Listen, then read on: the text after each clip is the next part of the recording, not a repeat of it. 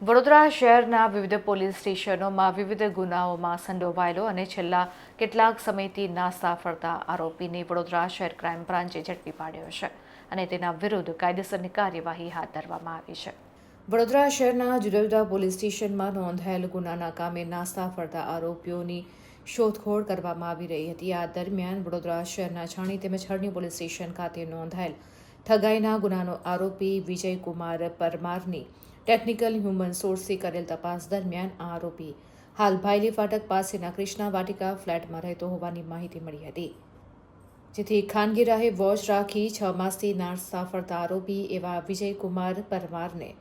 પૂછપરછ હાથ ધરી ખાતરી કરતા આ આરોપી છાડી પોલીસ સ્ટેશન ઉપરાંત હરણી પોલીસ સ્ટેશન, સુરત શહેર, ઉમરા પોલીસ સ્ટેશનના ઠગાઈના ગુનામાં નાસ્તો ફરતો હોવાનું જણાઈ આવ્યું હતું. આ તમામ પોલીસ સ્ટેશને આરોપી અંગે જાણ કરી હાલ છાણી પોલીસ સ્ટેશનને આગળની વધુ તપાસ માટે આરોપીને સોંપવામાં આવ્યો છે.